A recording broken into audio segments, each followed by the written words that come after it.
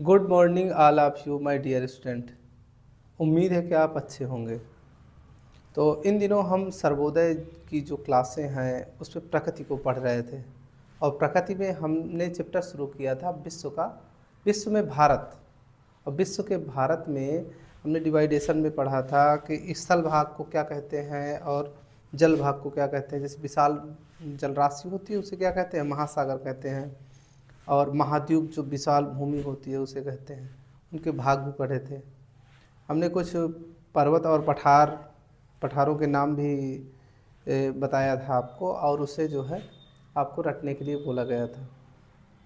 आज उसी क्रम में आगे बढ़ते हैं। तो आज की जो क्लास है ये भारत की जो प्रकृति है, प्राकृतिक क्षेत्र में जो उसका विभाजन होता है उससे संबंधित है। तो पाठ का नाम आपका क्या था? विश्व में भारत। विश्व में भारत, ठीक। अब इसमें क्या है, आज हमें जो पढ़ना है प्राकृतिक विभाजन। प्राकृतिक विभाजन, भारत का प्राकृतिक विभाजन। तो भारत वैसे विविधताओं से भरा हुआ है, तो प्राकृतिक रूप से भी भारत में विविधता पाई जाती है। कैसी विविधता? यहाँ पे मैदान पाया जाता है, पठार पाए जाते हैं, पर्वत पाए जाते हैं। तो ऐसे ही करके पूरा विविधता है इसमें। तो प्राकृतिक रूप से जब हम भारत का विभाजन करते हैं तो 5 भागों में ये विभाजित होता है। इसमें पहला है उत्तर का पर्वतीय भाग। उत्तर का पर्वतीय भाग। दूसरा क्या आता है? उत्तर का विशाल मैदान। तीसरे में थार का मरुस्थल, ये आपका पश्चिम में पड़ता है, थार का मरुस्थल। चौथा है दक्षिण का पठारी भाग। और पांचवें में आता है तटीय मैदान एवं द्वीप एवं द्वीप समूह। द्वीप एवं द्वीप समूह। प्राकृतिक रूप से अगर हम विभाजन करते हैं भारत का तो 5 भागों में डिवाइड होता है। पहला उत्तर का पर्वतीय भाग, दूसरा आता है उत्तर का विशाल मैदान, तीसरे में थार का मरुस्थल, और चौथे में आता है दक्षिण का पठारी भाग, और पांचवें में आता है तटीय मैदान, द्वीप एवं द्वीप समूह। अब हम इसमें एक एक भाग को पढ़ते हैं। पहला है उत्तर का विशाल पर्वतीय भाग। ये उत्तर का जो पर्वतीय भाग है ये जम्मू कश्मीर से लगा के अरुणाचल प्रदेश तक फैला है। अरुणाचल प्रदेश तक। इसमें उत्तर के पर्वतीय भाग में आपका हिमालय श्रेणी आती है। हिमालय का पर्वतीय भाग आता है।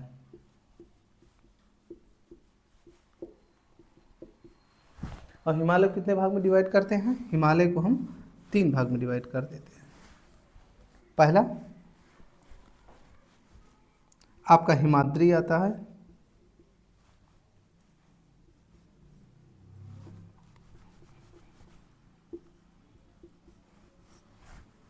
दूसरे में आपका हिमाचल आता है या मध्य हिमालय, हिमाचल या मध्य हिमालय,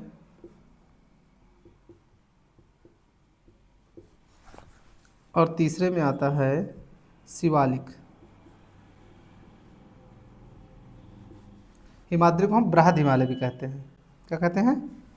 इसी को हम एक नंबर पे बृहद हिमालय कहते हैं। बृहद हिमालय, ठीक है। तो हिमालय कितने भागों में हमने बांटा है? उत्तर भाग में है हिमालय। हिमालय को हमने 3 भागों में बांटा है। पहला है हिमाद्री, दूसरा है हिमाचल या मध्य हिमालय, तीसरे में आता है शिवालिक। 3 भागों में हमने हिमालय को बांटा है। तो ये उत्तर का जो हमारा पर्वतीय भाग है उसका ये भाग आता है। और हिमालय से ही जो नदियां हैं हिमालय से ही निकलती हैं। जितनी आपकी नदियां हैं, कौन सी, गंगा, यमुना, चंबल और आपकी रावी हो गई, सतलज हो गई, ब्यास हो गई, ब्रह्मपुत्र नदी, तो ये सारी जो नदियां हैं वो हिमालय से बह के ही उत्तर का जो विशाल मैदान है उसे बनाती है। और हिमालय में ही आपकी सर्वोच्च पर्वत चोटी भी है, कल बताया गया था आपको, कौन सी है, माउंट एवरेस्ट। उसकी ऊंचाई कितनी है, 8,848 मीटर। तो उत्तर का आपका हो गया, उत्तर का पर्वतीय भाग। अब आते हैं हम उत्तर का विशाल मैदान। उत्तर का विशाल मैदान, प्राकृतिक भाग में उत्तर के विशाल मैदान की सबसे ज़्यादा महत्वता है, क्योंकि इसी के कारण ही तो हम भोजन प्राप्त कर पा रहे हैं। उत्तर के विशाल मैदान में ही हमारा जो खाद्यान्न है वो उत्पन्न होता है, क्योंकि जो हमारा हिमालय है वहाँ से जो नदियाँ आती हैं, ये बनता कैसे है, जो नदियाँ आती हैं बह के आती है ना आपकी हिमालय से, वही उत्तर के विशाल मैदान को बनाती हैं। तो जैसे नदियाँ मैंने आपको बताया, जैसे आपकी रावी, ब्यास, सतलज, ये सब नदियाँ हैं, और गंगा, यमुना और आपकी ब्रह्मपुत्र नदी हैं, ये नदियाँ मिलकर विशाल मैदान बनाती हैं। इसी में क्या होता है, गंगा ब्रह्मपुत्र का डेल्टा बनता है, गंगा ब्रह्मपुत्र का डेल्टा भी बनता है।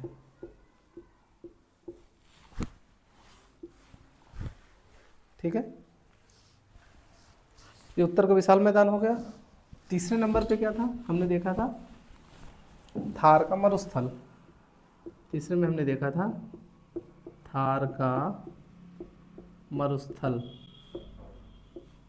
थार का मरुस्थल मतलब भारत का जो क्षेत्र बनता है उसके पश्चिम क्षेत्र, जो पश्चिम का भाग है ना, वो पूरा रेगिस्तानी क्षेत्र है, और रेगिस्तानी क्षेत्र को ही उस मरुस्थल बनता है। वहाँ पे मरुस्थल मतलब होता है मरुभूमि होती है, जहाँ पे पैदावारी नहीं होती, वो बलुई मिट्टी बलुई होती है, पूरी बालू होती है उसमें, तो उसी को कहते हैं मरुस्थल। तो अपने जो देश से सटा हुआ मरुस्थल है उसे हम कहते हैं थार का मरुस्थल। तो भारत का जो पश्चिम भाग है, पूरा राजस्थान से लगा हुआ भाग है, वो पूरा मरुस्थल है। तो वो भी भारत की प्रकृति में आ जाता है, प्राकृतिक विशेषताओं में आ जाता है, जो थार का मरुस्थल है। तो अब थार का मरुस्थल में क्या होता है, यहाँ पे कुछ पैदा नहीं होता है, पूरा रेगिस्तानी क्षेत्र है। यहाँ पे सैंड, यहाँ पे बालू स्तूप बनते हैं, बालू का स्तूप, जो बालू के टीले बन जाते हैं ना, उन्हें हम कहते हैं बालू का स्तूप। और यहाँ पे ऊंट ही एक साधन है जिससे आ जा सकते हैं, इसीलिए ऊंट को रेगिस्तान का जहाज बोला जाता है, क्योंकि यही हमारे जो यातायात का साधन है, यही काम करता है इसमें, मरुस्थल में। ठीक है, अब आपका आता है दक्षिण का पठारी भाग। इसकी चौथी विशेषता होती है दक्षिण का पठारी भाग। तो दक्षिण के पठारी भाग में पूरा जो दक्षिण का क्षेत्र है उसका ज़्यादा से ज़्यादा कैसा भाग है, वो पठारी भाग है। जैसे आप देखेंगे अरावली की पहाड़ियाँ, आपने नाम सुना है, अरावली की पहाड़ियाँ, अरावली की पहाड़ियाँ,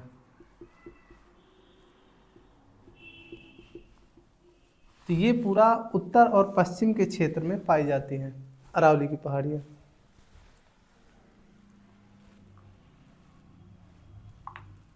इसके अलावा आपका उत्तर पश्चिम में अरावली पर्वत पाया जाता है, और पश्चिम में पूरा पश्चिम घाट पाया जाता है, और पूरब में पूर्वी घाट। पश्चिम में पश्चिमी घाट और पूर्व में पूर्वी घाट। ठीक, ये है दक्षिण का पठारी भाग। इसी में कुछ पठार भी पाए जाते हैं, पठार जैसे मालवा का पठार, दक्कन का पठार और छोटा नागपुर का पठार, छोटा नागपुर का पठार,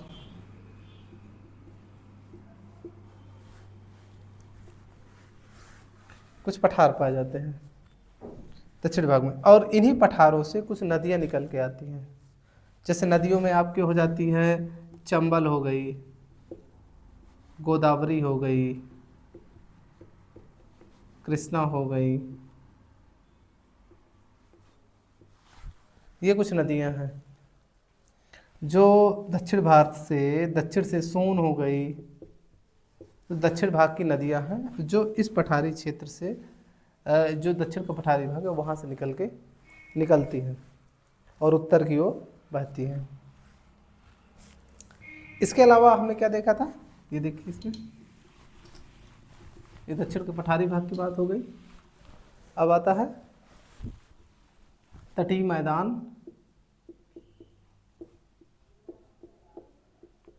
तटीय मैदान एवं द्वीप समूह। तटीय मैदान मतलब कैसे? तटीय मैदान मतलब जो भारत है वो एक तरफ से बंगाल की खाड़ी से घिरा है, दूसरी तरफ अरब सागर से घिरा है। तो जो भारत का तट बनता है, तट मतलब किनारा जो बनता है, तो ये पूरा किनारा जो क्षेत्र, जितना क्षेत्र पश्चिम अगर भाग देखेंगे तो पश्चिम में पूरा अरब सागर पड़ता है और पूर्व में बंगाल की खाड़ी पड़ती है। तो जो पश्चिम का भाग होता है भारत का, तो पश्चिमी मैदान कहलाता है, पश्चिमी तटीय मैदान, पश्चिमी तटीय मैदान जो किस सागर से घिरा हुआ है? अरब सागर से। अब एक बनता है पूर्वी तटीय मैदान, पूर्वी तटीय मैदान। तो पूर्वी तटीय मैदान जो बनता है ये बंगाल की खाड़ी से घिरा हुआ है, बंगाल की खाड़ी से घिरा हुआ है। ये दो ठो आपके मैदान बनते हैं, पश्चिमी तटीय मैदान, पूर्वी तटीय मैदान। एक है पश्चिम तटीय मैदान अरब सागर से घिरा हुआ है और पूर्वी तटीय मैदान बंगाल की खाड़ी से घिरा हुआ है।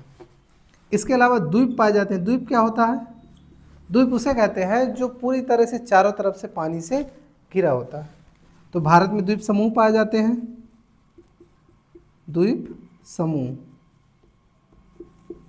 इसमें अगर देखा जाए तो जो अरब सागर है, अरब सागर, द्वीप समूह मतलब छोटे छोटे द्वीप मिलकर एक बड़े एरिया में समुद्र के बीच में एक टापू टाइप का बन जाता है, तो द्वीप समूह कहते हैं। छोटे छोटे द्वीप जब मिल जाएंगे तो वह द्वीप समूह कहलाएगा। तो भारत में अरब सागर में कौन सा द्वीप समूह पाया जाता है?